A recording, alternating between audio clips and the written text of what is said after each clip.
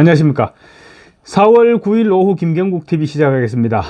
김문수 전 고용노동부 장관이 오늘 대선 출마를 공식 선언했습니다. 자유우파 진영의 지지율 1위답게 김 전 장관의 오늘 출마 선언은 이재명 맞춤형이었습니다.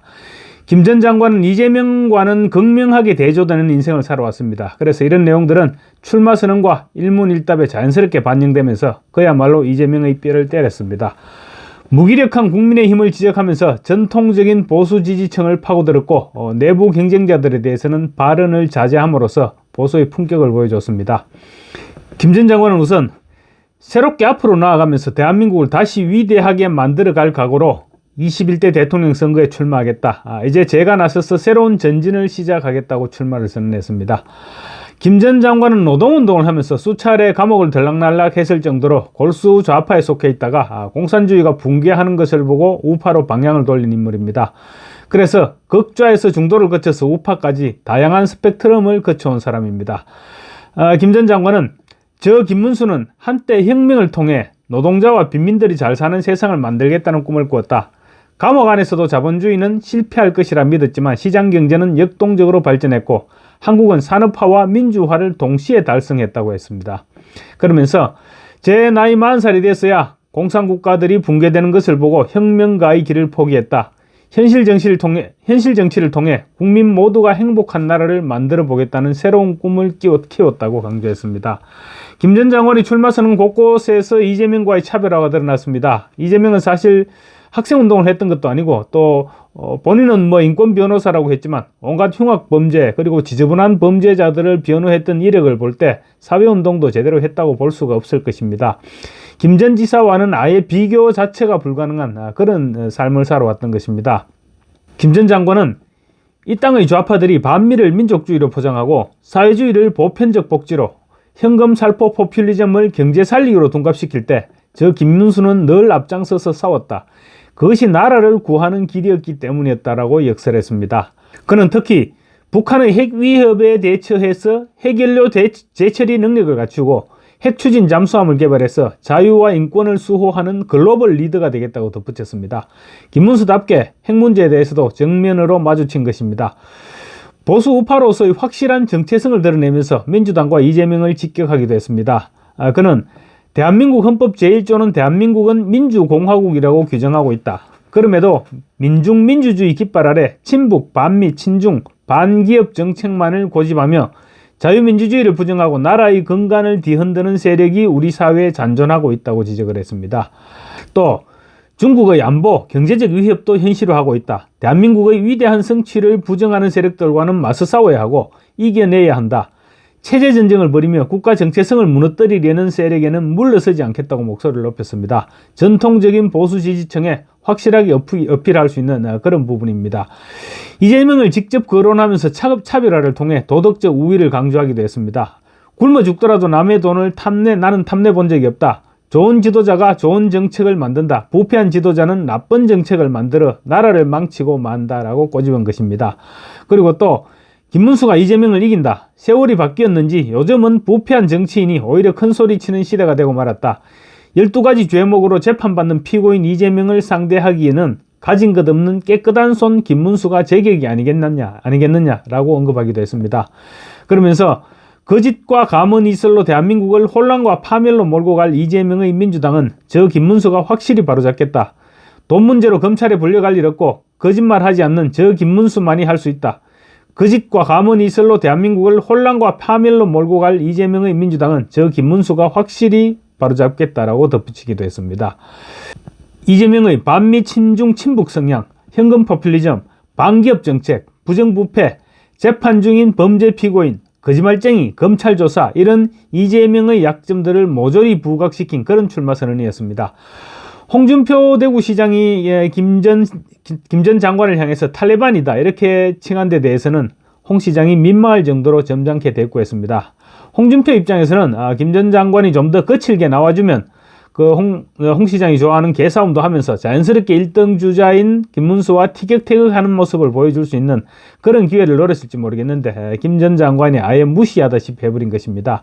김 전 장관은 홍 시장님은 15대 국회부터 저희 동료고 또 제가 잘 아는 분이다. 나름대로 의미가 있는 말씀을 하셨다고 보는데 저도 그걸 잘 생각해 보기로 하겠다라고 그냥 받아 넘겼습니다.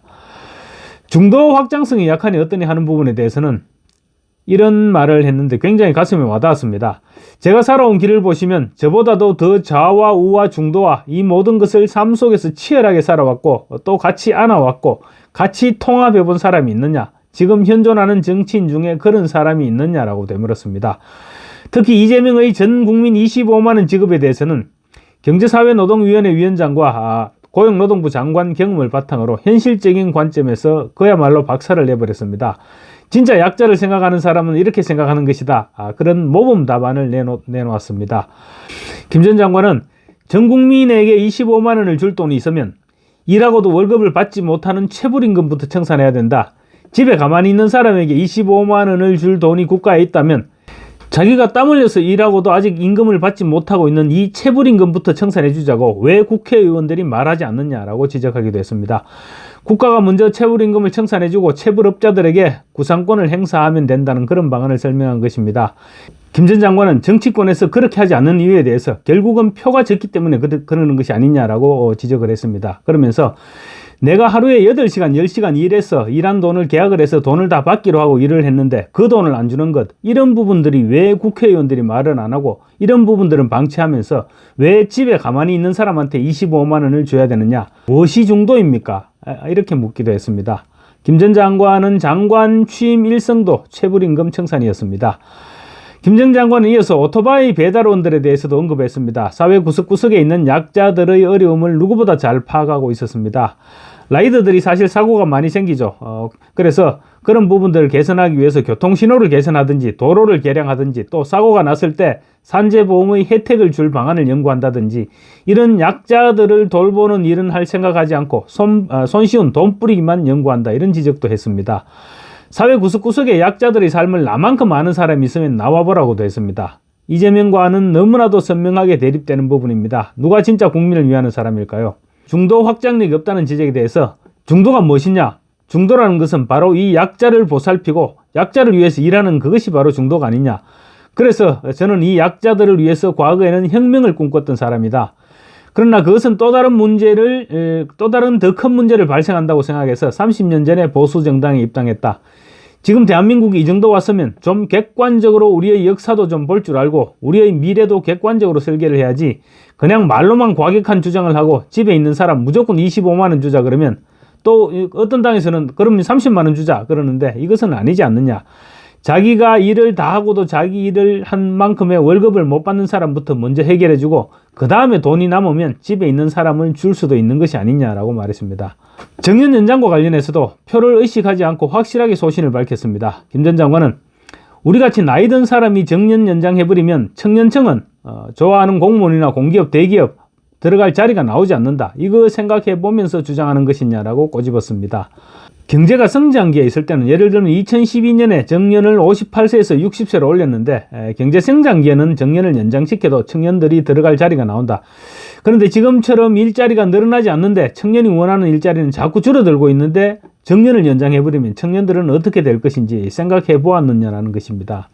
김 전 장관은 그렇다면 청년들의 이야기는 도대체 누가 들어줄 것이냐? 바로 정치하는 사람들이 이런 약자와 청년과 여성과 장애인의 편에서 말을 해줘야 하는 것 아니냐라고 질타했습니다.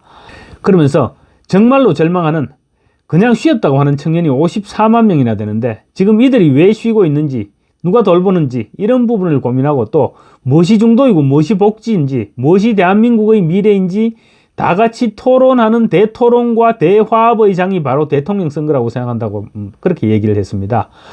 역대 어떤 대통령 후보도 대통령 선거를 이런 식으로 접근하는 후보를 저는 보지 못했습니다. 그야말로 진정성이 느껴지는 그런 말이 아닐 수 없었습니다. 이런 사람이 진짜 보수주의자가 아닐까요?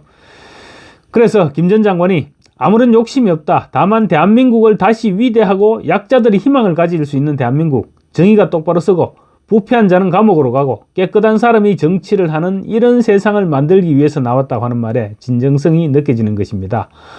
아마 지금까지 김문수를 잘 몰랐던 사람들이 오늘 김 전 장관의 출마 선언과 일문일답을 들으면서 많은 생각을 다시 하게 되지 않았을까 싶습니다.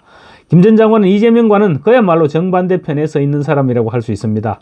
기껏해야 경기도지사 시절 소방서에 전화해서 관등생명을 대라고 했다거나 어쨌거나 하는 그것조차도 좌파들이 만들어낸 그런 정도의 시비거리밖에 없으니까 최소한 자기 방어를 위해서 시간을 허비할 필요는 없는 사람입니다. 그리고 가장 문제점으로 지적되어 중도 확장성과 관련한 부분은 오늘 약자를 생각하는 진정성을 들은 사람이라면 더 이상 그런 말은 할 수 없지 않을까 싶습니다. 국민의힘 경쟁자들도 아마 김 전 장관에 대한 공격 포인트를 재설정해야 할 것으로 보이는데 포인트를 찾기가 그렇게 쉽지는 않아 보입니다.